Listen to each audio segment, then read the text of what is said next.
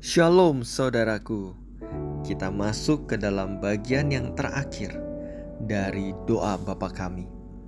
Doa Bapa kami adalah doa yang diajarkan oleh Tuhan Yesus, dan kita masuk ke dalam bagian yang terakhir di Matius pasal yang ke-6 ayat yang ke-13b yang berbunyi demikian. Karena Engkaulah yang empunya kerajaan dan kuasa dan kemuliaan sampai selama-lamanya. Amin. Saya ulangi sekali lagi, karena Engkaulah yang empunya kerajaan dan kuasa dan kemuliaan sampai selama-lamanya. Amin. Doa Bapa kami ditutup dengan 3 pengakuan. Pengakuan yang pertama adalah pengakuan bahwa Tuhan adalah Raja. Yang kedua, pengakuan bahwa Tuhanlah yang berkuasa. Dan yang ketiga, segala kemuliaan adalah milik Tuhan. Biarlah ketiga pengakuan ini bukan hanya ada di dalam doa Bapa kami, tapi ini juga ada di dalam setiap doa-doa yang kita naikkan kepada Tuhan. Kesadaran bahwa Tuhanlah Raja, Tuhanlah yang berkuasa, dan segala kemuliaan hanya milik Tuhan. Mari kita membahasnya satu persatu. Pengakuan yang pertama, Tuhan adalah Raja. Yes, Dia adalah Raja di atas segala raja. Amin. Kesadaran ini akan membuat kita bersikap yang benar ketika kita berdoa di hadapannya. Bila kita menghadap raja di dunia, menghadap raja, menghadap presiden di dunia, kita tentu saja akan bersikap sangat hormat. Gak mungkin kita berani perintah-perintah raja. Kita berani suruh-suruh raja atau suruh-suruh presiden, pasti gak berani. Kan segala kehendak dan segala keinginan raja lah yang terlaksana gitu ya, biasanya kalau raja-raja di dunia ya. Nah, apalagi ketika kita sedang berhadapan dengan raja di atas segala raja. Yes, Tuhan kita. Tentu saja kita harus menaruh hormat dan takut akan Tuhan yang lebih lagi. Kita tidak seenak-enaknya perintah-perintah Tuhan.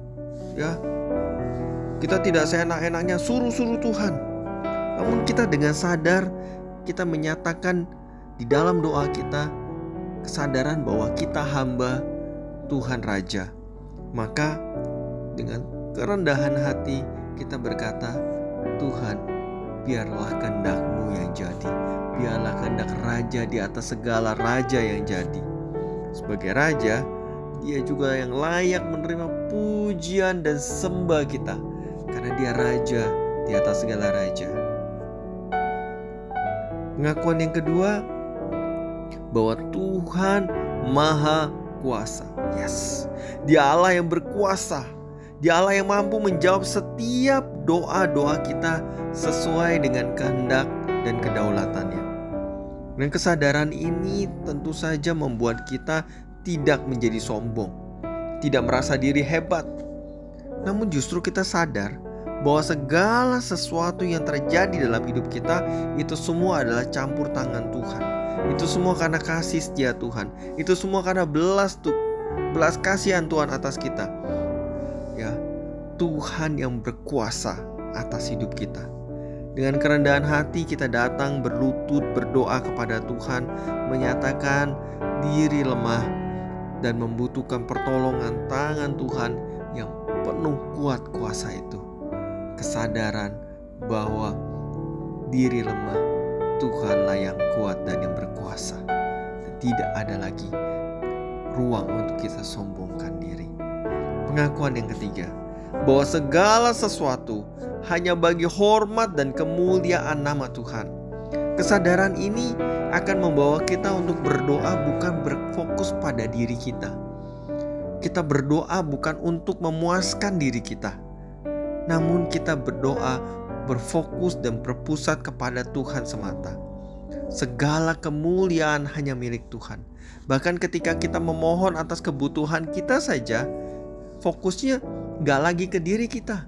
Fokusnya supaya itu bisa dipakai untuk Tuhan lebih lagi, dipakai sebagai alat bagi hormat kemuliaan nama Tuhan lebih lagi.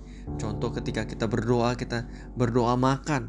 Kita berdoa bukan hanya supaya makanan ini kenyang, tapi berdoa supaya makanan ini menjadi kekuatan bagi tubuh jasmani kita, sehingga kita bisa melakukan segala sesuatu yang Tuhan ingin lakukan untuk kita lakukan, untuk kemuliaan nama Tuhan. Maka semuanya kita kembalikan bagi hormat dan kemuliaan nama Tuhan.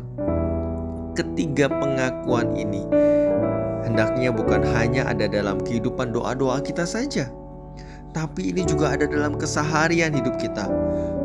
Ya, waktu kita menjalani hidup kita dengan sadar, kita menyadari bahwa kita adalah hamba dari Raja segala raja.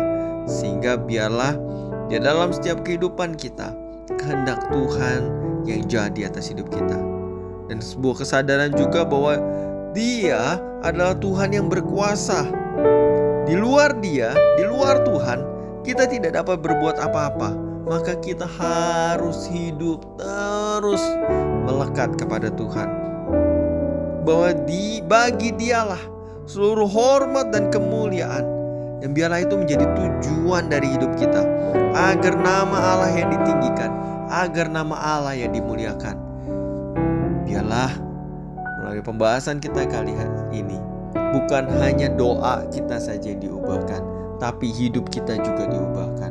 Doa dan hidup kita, bagaimana melihat Tuhan sebagai Raja. Biarlah kita menaruh hormat kita, menaruh takut akan Tuhan lebih lagi. Dan biarlah kita bisa berkata dan bersikap, menyerahkan seluruh hidup kita ke dalam tangan Tuhan, dan berkata, Tuhan, biarlah kehendak-Mu yang jadi.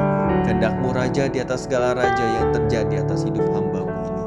Maka kemudian doa dan sikap kita dalam menjalani hidup juga bisa melihat bagaimana Tuhan yang berkuasa, Tuhan yang berdaulat, Tuhan yang punya tangan yang perkasa, yang mampu menolong setiap kita, mampu memenuhi setiap kebutuhan hidup kita. Dan biarlah doa kita dan hidup kita tujukan semuanya hanya untuk hormat dan kemuliaan nama Tuhan. Puji Tuhan.